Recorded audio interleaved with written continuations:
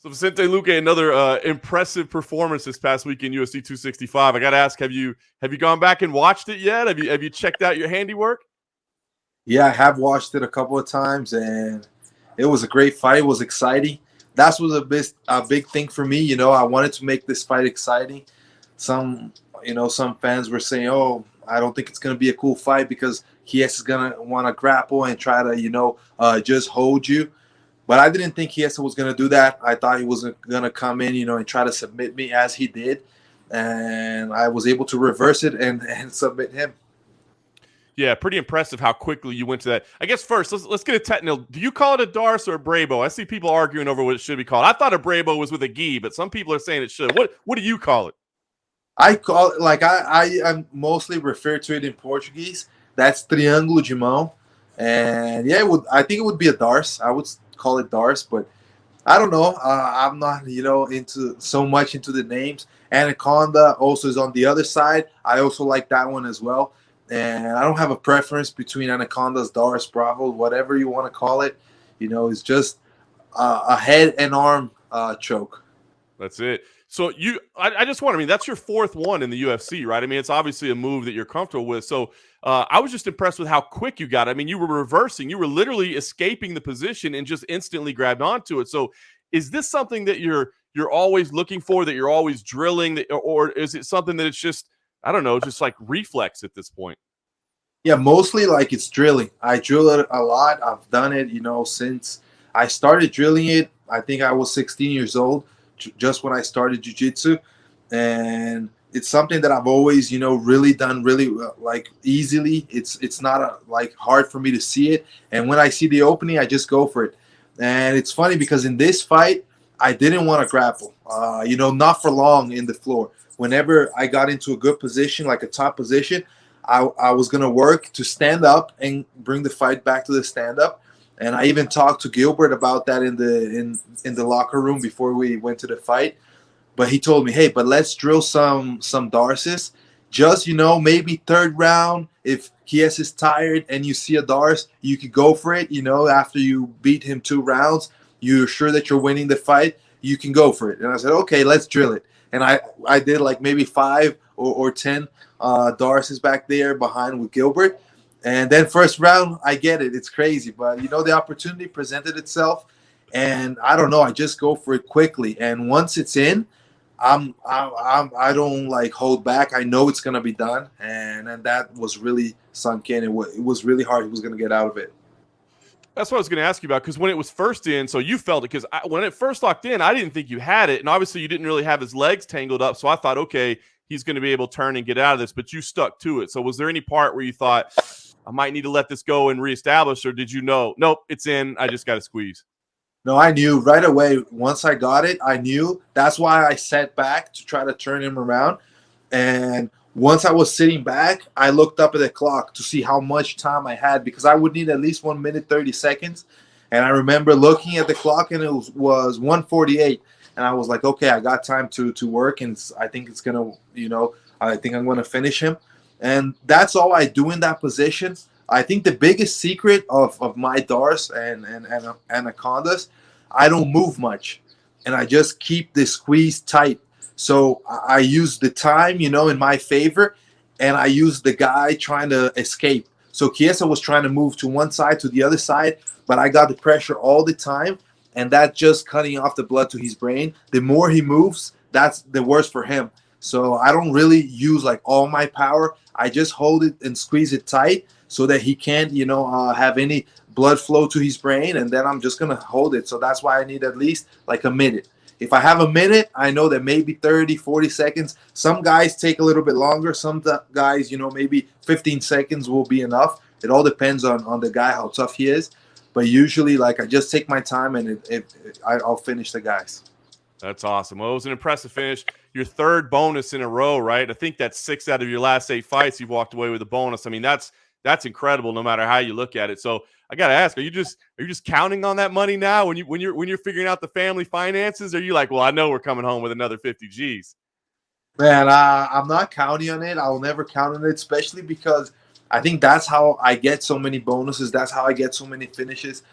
I'm not forcing these things. I'm not, before I start the fight, I'm not going in there and like, okay, I know that I'm gonna get a bonus. I'm gonna have a great performance. It's just what I do. I don't. Whenever I see an opportunity, I go for it. Whenever the fight is boring, I get bored, and I got to do something. So it's not like I'm trying to make the fight exciting. I like to be exciting. I like to be excited, especially I want to have fun inside that fight, and that's why I think I fight the way I fight. That's why I get the finishes I get, and at the end of the day, the fans like it, the UFC appreciates it, and then I get a bonus, which is even better. Even better. So what's the feel after that, Vicente? I mean, obviously you put in like all this work, right? All the sacrifice, all the dedication, and it's all for that moment to be in the cage, right? I mean, I guess the best result is you come out with a first round victory because that's the least amount of work, right? But on the other hand, I don't know. Do you feel like the release is there, like you got everything you need, or is there still like pent up energy after that? Yeah, in Portuguese we say something that is train hard, fight easy. And that, I believe a lot in that. The more I train, the harder I train, the better training camps I have, the easier the fights go. And I definitely kind of feel at the end of the fight, I want more. I wanted to go 3 rounds because I was ready for that. I trained, man, so many rounds. I would spar 6 rounds so that I was ready for three. And also strength and conditioning, circuit training, doing a lot of like 20 minutes training with a lot of power, with a lot of explosive work, so that I'm ready for the full 15 minutes, and then I only fight for 1 round. But it's kind of, I wanted more, but I'm thankful that I got it done in 1 round. I'm healthy now. I can rest a little bit and then get right back into training. Feeling great. My body is feeling really good. So yeah, it's better when it goes like that, when it goes quick. I feel like I wanted a longer fight, but no, man, it's good. It's all good. Yeah, no doubt. You leave healthy and you can get back faster. What's the routine after a big win? Are you like I said, I imagine you're the kind of guy that's back in the gym pretty quick. But is it is it a cold beer afterwards, or is there a cheat meal that you like? What do you do after a big win to celebrate? It's 1 week of cheat meals. I gotta, 1 week I really take it easy, just do whatever I want. So what I like to do is enjoy my family and eat all the kind of like all the things that I was imagining I was gonna eat during training camp and diet. So now I eat pizza, I eat burgers, I eat the things I want to eat just for a week, just to relax and kind of get all the discipline of fight camp out of my mind so that I can rest a little bit. Then my second week, I'll get to normal in terms of eating, but I'm still not gonna go back to training. Maybe light work at the strength and conditioning, work a lot of strength bases. I like that. And after that, I'll start getting back to training slowly. More technical work right now. Not much, sparring. Not much hard training. That's gonna be after a month or more. But for now, just take it easy, rest up. It was a long training camp. It was a really good one, in the sense that I worked a lot. I trained a lot. I've never grappled so much in my life. And I'm not like, I got to confess, I'm not the biggest fan of grappling. Nowadays, I like it. I do it because, it's my job. But I love striking. And in a fight like the one against Chiesa, I needed to grapple. So I grappled every single day, even striking days. I would strike, like we would do striking day the whole day, and then at the end we would do at least 15 minutes of grappling, full MMA. So every day, every single day, I was grappling for this fight. So I'm kind of like, I can't see grappling anymore for a little bit. Maybe a month without grappling, just having fun in striking. Then I'll get back to it.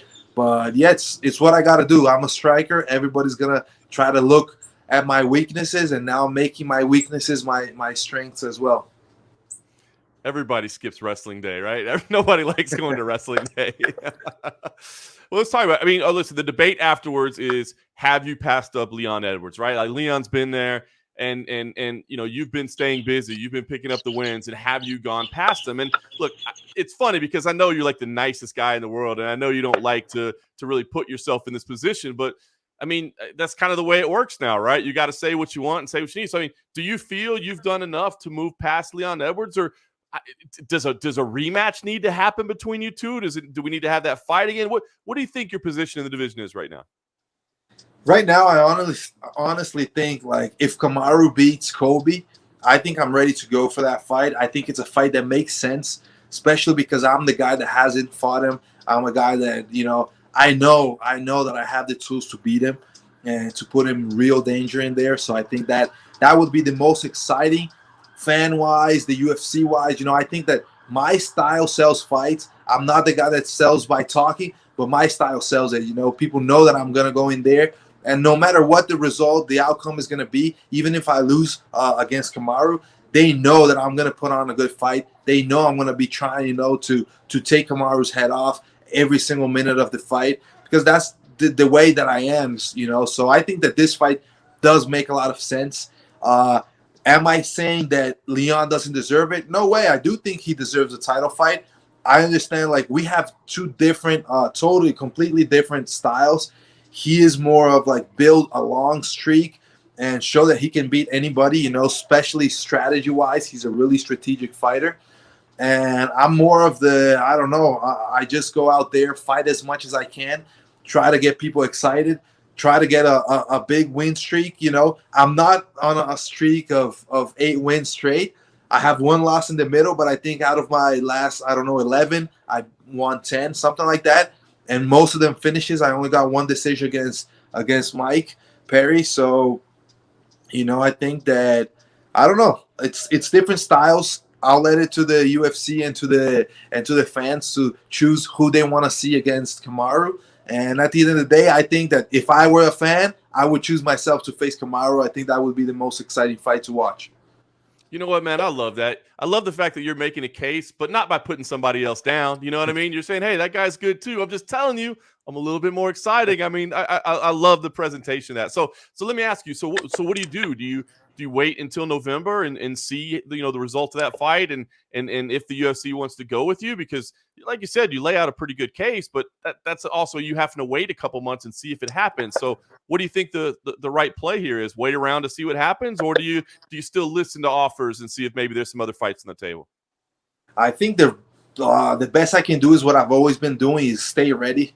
So I'm gonna get back to training. I'm gonna keep myself in shape. I'm gonna keep evolving. Even though it was a short fight against Mike Chiesa, I've seen a lot of things that I can improve in my grappling as well. I exposed my back in that fight, and that's why he took it. I knew how to not do it, and I still did it. So, there are a lot of things that I can get out of this fight and keep on improving. So that's what I'm going to do. I'm going to stay ready. You never know. Maybe one of the two guys step out, the title fight. I can get in there. I'm always going to be ready. I'm going to be waiting for the UFC to call me. If it's something that interests me, if it's something big, I'm going to stay ready. And if, let's say, Kamaru and Kobe fight, whoever wins, I don't know, they're maybe injured or they want to take some time off. They're going to fight in mids of next year. It's hard for me to stay so long without fighting. So, yeah, maybe I would be looking for another fight. And then, I don't know, Leon rematch, that's something that does interest me. I would rather fight for the title, but if not, I think Leon rematch is something that makes sense. Right now, both of us, we fought in 2017, if I'm not mistaken. So we've both changed. We both evolved. I think it's something that makes sense. That fight that I've always talked about, me and Nate Diaz, it's a big fight. It's a 5-rounder. I want to fight a 5-rounder. I think that my next fight has to be a 5-round. So maybe a big main event, a super fight against Nate Diaz. That would make sense. If I'm not going to be waiting until, mid of next year for a title fight. If that doesn't happen soon, yeah, I'll move on and, keep myself active, keep myself out there, showing what I can do. And eventually I'm going to get to that title fight. I'm not in a rush, but I'm ready. Yeah, I tell you what. Obviously, I know you want the title fight, but those are two really good options. I mean, you and Nate Diaz would just be a hell of a fight. I mean, the styles are right there. Anybody can see that. That'd be great. But you and Leon, as you said, a rematch. And if you want a clear number one contender, no argument about who it is, that'd be a great one to have. One fight I see people throw out there, and I just want to make it clear, not trying to stir the pot here or anything, but I have heard people say, "What about you and Gilbert?" But you guys have more of a. It's not just training partners, right? It's not just friends. I mean, I feel like you guys are damn near like family at this point, right? That's just a fight that people shouldn't even talk about, right? Yeah, that's exactly it. It's like saying, hey, Nate, fight Nick. You know, it's not gonna happen. It's not gonna happen. It's not gonna happen because we're brothers. Man, our families are super close. I love his kids. He is, at the end of the year, I'm planning on going to Florida. He's gonna meet my kid now. Our wives are super friends as well. So it's not a fight that is gonna happen. And no matter what, even if they put a knife to our neck, we're not gonna fight each other. There is no reason why. And we do believe, me and him, we believe we're gonna work something out. Whoever becomes champion first, we're gonna work out a way so that the other one can become champion as well, and we don't need to fight. So we'll figure it out when it's time. But we're gonna push each other to that title until the end. We're both gonna fulfill our dreams. That's pretty awesome, man. So you guys have even said, because I hear a lot of people say, I'll never fight him unless it's for a title. If it's for a title, we'll have to put our friendship aside and fight. You're saying even if it's for a title, we're not going to fight. Am I hearing that right? Yeah, exactly. That's it.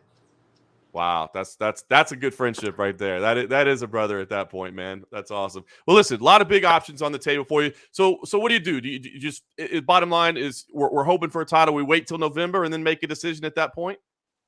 Yeah, I mean, for now, that's the plan. I want to rest up. I have my 2 weeks off now, so I want to especially enjoy my family, not think so much about fighting. I'm still going to, see what's going on with welterweight division, but I don't want to watch fights. I don't want to think about training, just relax. It's what I like to do a little bit after the fight.